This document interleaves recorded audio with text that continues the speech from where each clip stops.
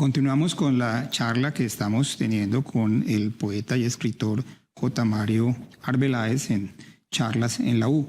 Nos contaba usted cómo, por no poder graduarse de bachiller en Santa Librada, quedó un poco a la vera del camino de las expectativas que su familia tenía sobre usted, y en ese momento aparece como caído del cielo Gonzalo Arango y lo recluta para el nadaísmo. Cuéntenos esa historia.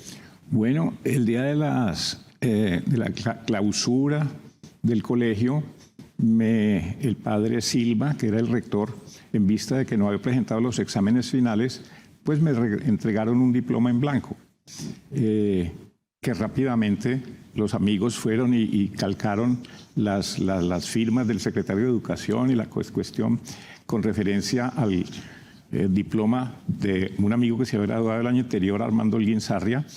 Y bueno, entonces yo pude presentar en la fiesta de grado ese diploma falso. Al otro día llegó Gonzalo Arango y se anunciaba una conferencia en La Tertulia. Y yo ya había oído por la prensa que Gonzalo Arango había fundado el nadaísmo en Medellín, un movimiento rebelde. Y dije, no, pues lo pensé que era como mi Zaratustra, porque estaba muy inficionado con la lectura de Nietzsche. Fui a escucharlo, quedé fascinado con su primer manifiesto y dijo, los que quieran hacer parte del movimiento nadaísta en Cali, bien se me acercan.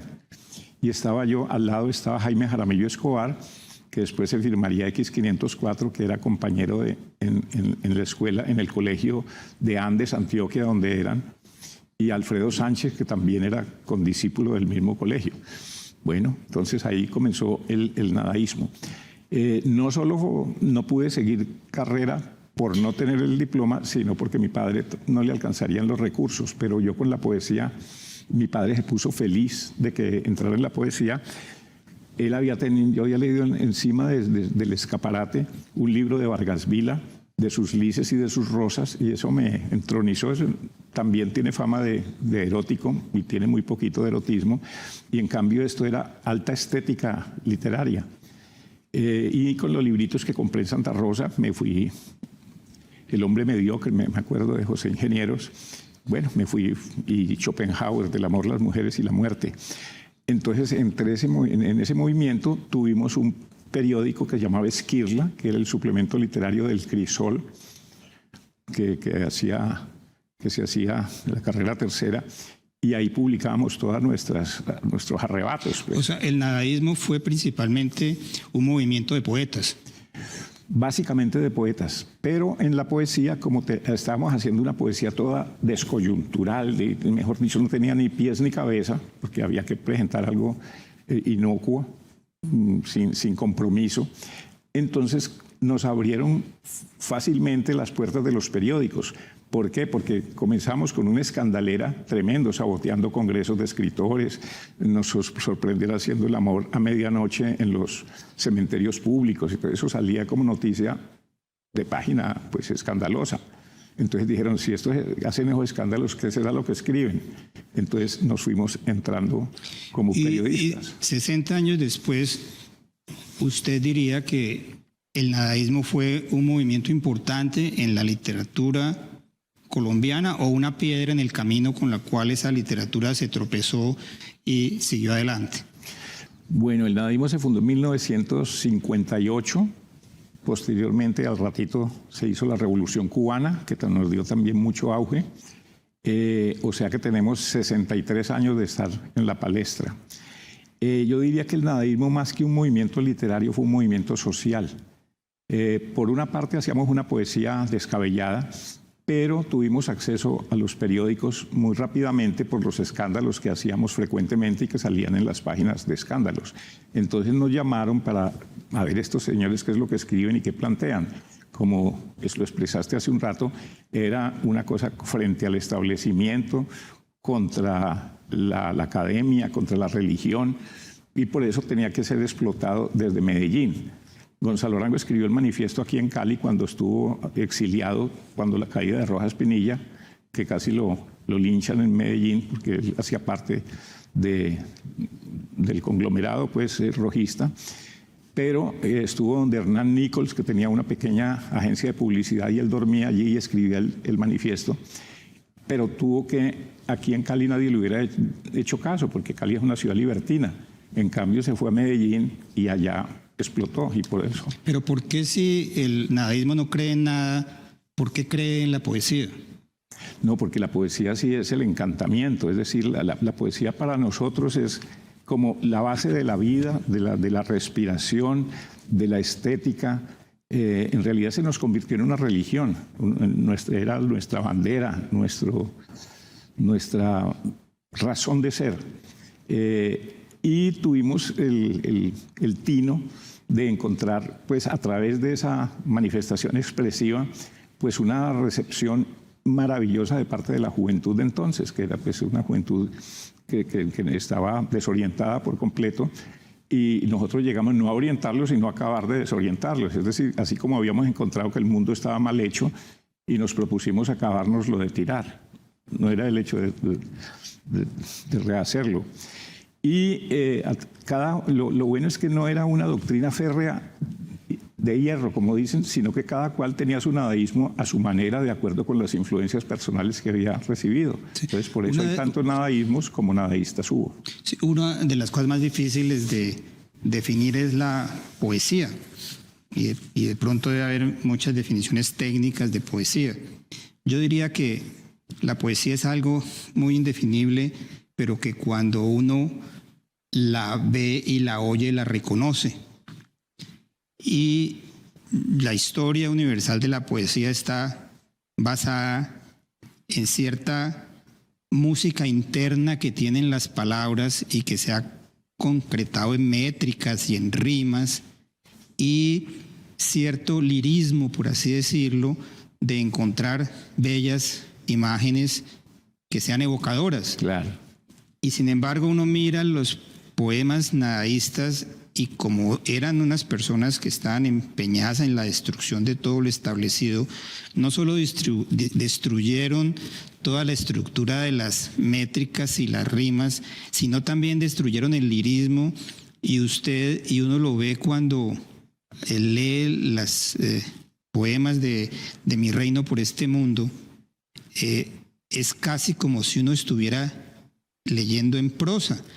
Y entonces yo quisiera preguntarle si es que usted escribe poesía en prosa.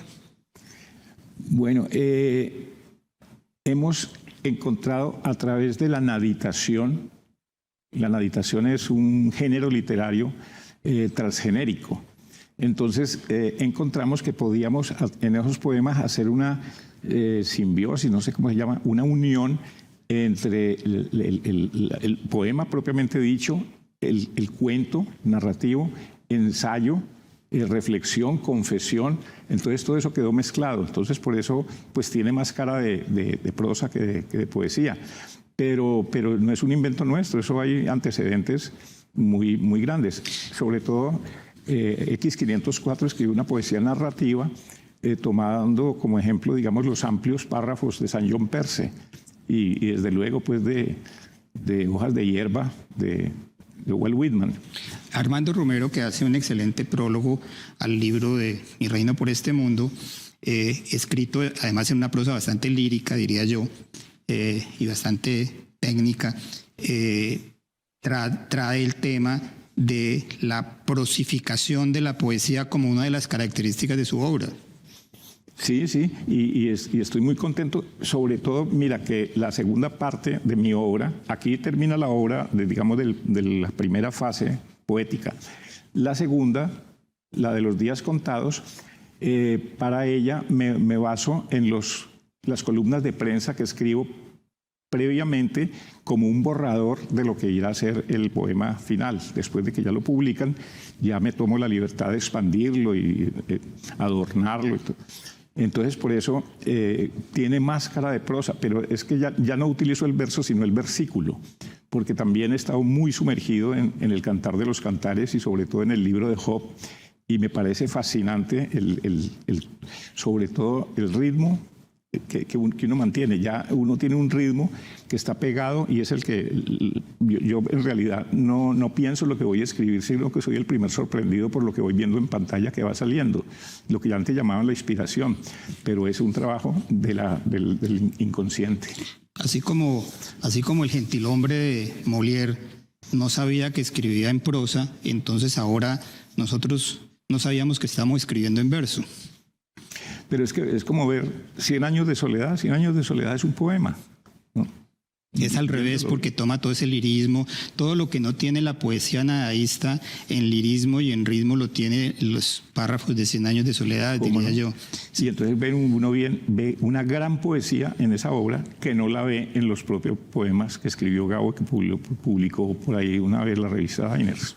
Yo tengo la impresión de que Cali no ha sido una ciudad que haya sido suficientemente ni cantada ni descrita por sus poetas y sus escritores. Uno no encuentra un poeta caleño en la historia de la poesía nacional de la dimensión, por ejemplo, que tuvo Guillermo Valencia en Popayán en el siglo XIX, o que tuvo Porfirio Barbo Jacob, o que tuvieron posteriormente poetas como Carranza o como Cotelamos, muchos otros poetas. ¿Usted cree que Cali es una ciudad árida para la poesía?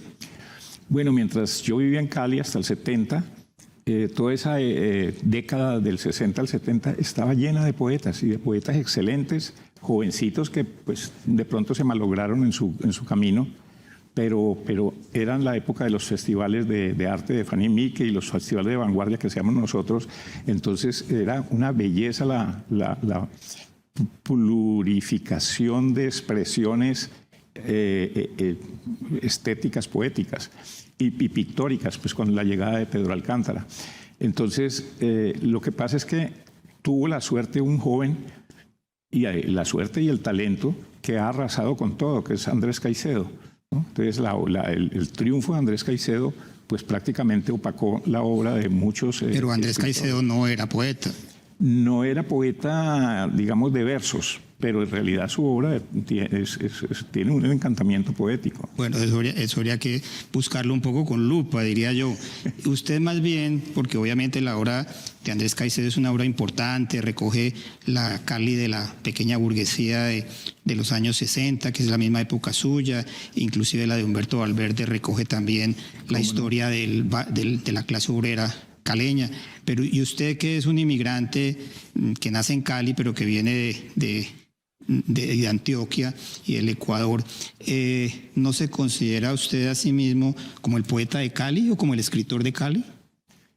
Es posible, es posible. Yo tengo un referente muy grande, verdaderamente no ha tenido la resonancia que se merecía, que es el poeta Marco Fidel Chávez.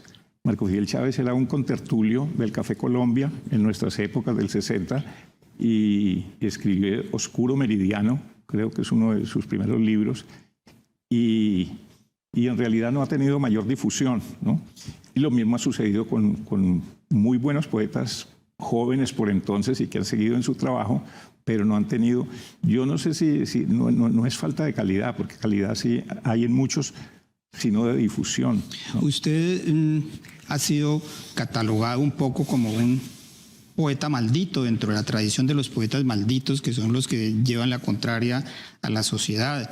Todos esos poetas malditos han tenido unos finales o trágicos o muy pobres, muy alejados de la fortuna material y del reconocimiento público. Usted termina sus días, por así decirlo, aunque espero que tenga muchos todavía para vivir, en el más dorado de los retiros, en Villa de Leyva, en medio de un paisaje maravilloso, en un sitio que se llama La Montaña Mágica, paseando un perro. ¿Usted cree que ese es un final honorable para un nadaísta? Sí, bueno, La Montaña Mágica tiene además un bar que se llama Que Thomas Man. Y eso me surgió porque gracias a la poesía fui llamado por los empresarios de la publicidad en su momento, precisamente cuando me gané el premio del 80 con Mi Reino por este Mundo, y tuve un desahogo pues con lo que me pagaban. Por un verso no me pagaban nada la publicidad, donde lo publicaba, pero por un eslogan me pagaban $1 millón. Con eso yo pues hacía versos, subvencionaba la bohemia de todos los del grupo.